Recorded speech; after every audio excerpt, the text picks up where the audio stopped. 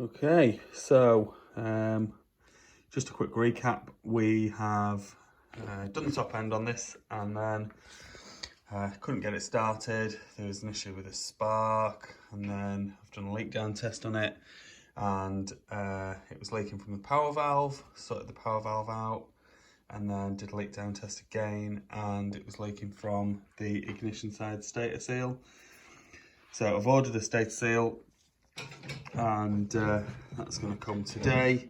So we need to get this seal out so we can put the other in, and also we want to check the state of the crank, because if you look at the crank, it's quite rusty on this side. Just want to see what it's like underneath that seal. Sometimes they get worn, and if they're worn, then obviously it's going to leak. So normally how you do this is you split the case, but I've got a little trick to get this seal out while it's in situ. Obviously a lot less of a job. So what I'm going to do is I'm going to drill 2 small holes. Got to be really careful. So I'm going to drill a hole on this side. I'm going to drill a hole on this side. Got to be really careful. You do not damage the crankcase at all. So tiny hole, and that's like a pilot hole. So then I'm going to get a couple of screws, like self-tapping screws, and I'm going to put one on each side, and I'm going to screw them in, and then eventually what it'll do is it'll either enable me to pull the seal out, or it'll actually pop the seal out for me. So I'll show you that.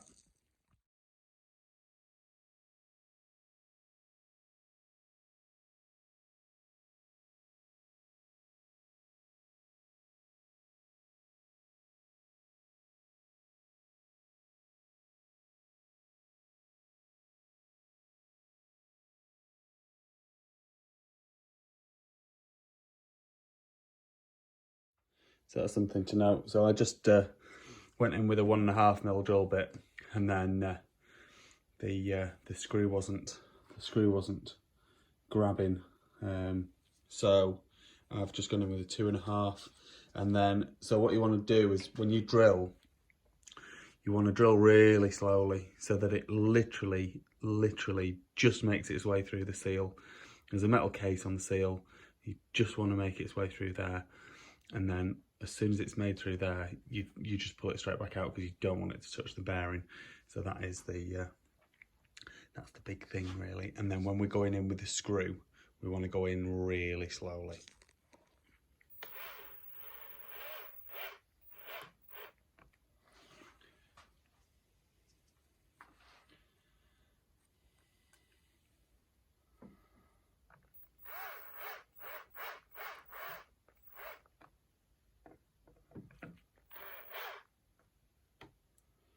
See that, how on this side it's just started pulling away?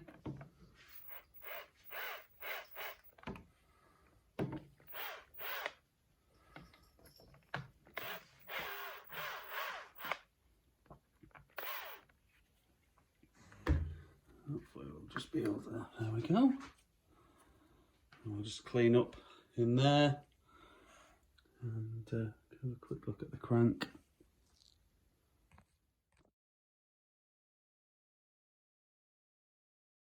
There we go. So the seal is out. So just did a quick look. I just wiped around it with a cloth. So the crank, actually, there is a bit of rust on the outer, but on the inner, which will be on the seal or behind, it looks absolutely fine. And I felt with my fingernail, there's no step in it or anything like that, so that should be fine. What I have seen though is things like this. You see there, like bits of damage. So that's looks as though where they've tried to get the seal out previously. And when you feel around the bearing race, the seal race, if you like, the sealing surface, you can feel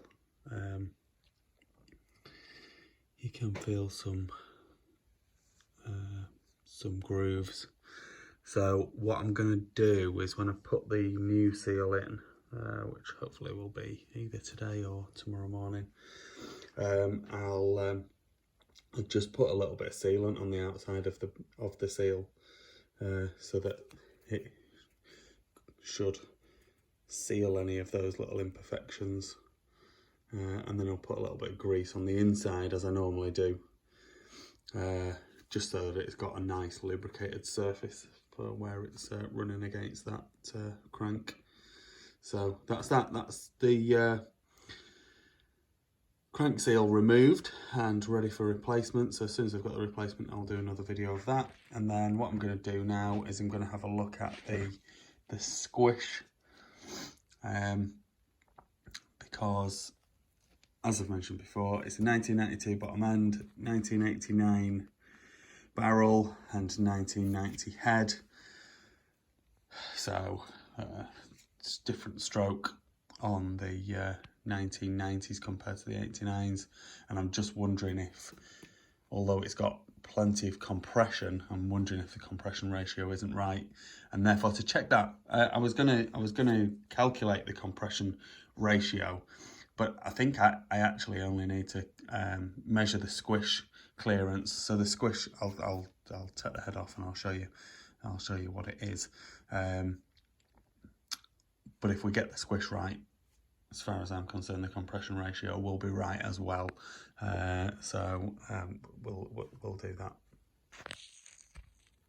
Okay, this is the cylinder head off that YZ125. So as you can see, there's a couple of bits of damage in it. There are no high spots, so although it's not perfect, because there's no high spots, it won't come into contact with the piston. So there will be additional heat areas around here, and like I say, it's not perfect, but that's what we've got. Some people would weld it and fill those bits of damage in and then remachine it. Personally, I think that this one will be absolutely fine, and I would be happy to run it myself. So there we go. So the squish, so you can see, so this is the edge of the cylinder, and so this seals against the barrel, this flat bit here, and there's another flat bit in here. So this is what the squish band is, and then this is the combustion chamber.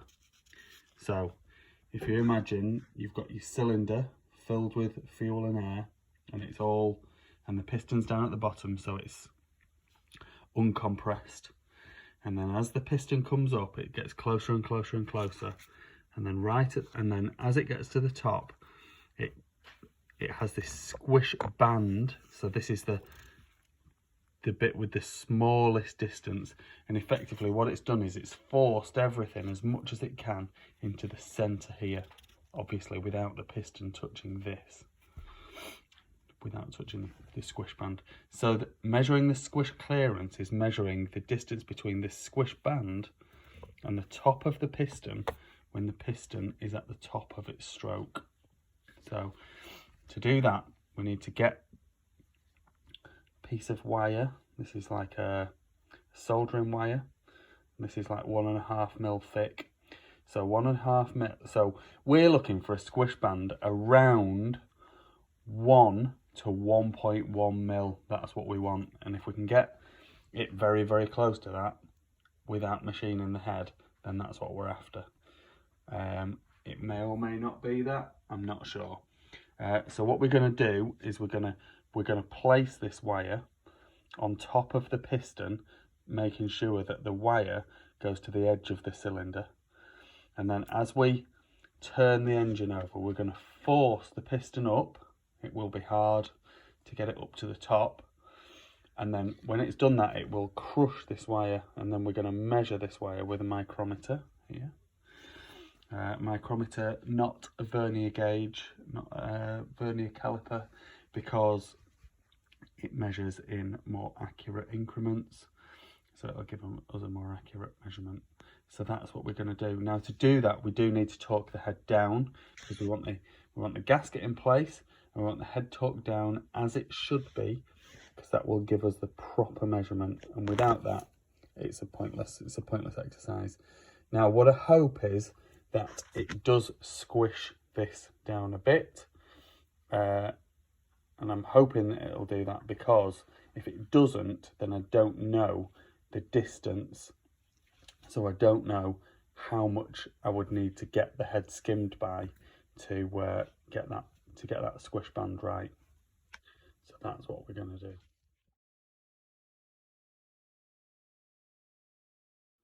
So I've bent my solder so that it contacts the edge of the barrel basically, and then I've put my head gasket back on, and I'm just going to torque the head back down to 21 foot-pounds, which is what the manual calls for, and then we'll get it measured. There we go, head's all back on now, spark plug's out so there's less compression, and we've got it up to the top. So it is hard, so I'm going to stop videoing this while I do this, and then once I've managed to turn it over, then we'll take it back apart. So there's a little bit of a warning. So as I've turned the engine over too much, and as it came down, the solder dropped into the exhaust port, so it's broken it up. I'm confident I've got all the bits, and I'm confident they haven't gone anywhere else, only the exhaust port. But it means it's not what you want to happen at all. But it means I'm going to have to do it again. So I don't have time to do that now. So I'll have to do that next time, I'm afraid. So we'll resume either later on today or tomorrow morning. Please like this video and subscribe to my YouTube channel. Just search Phoenix Motos.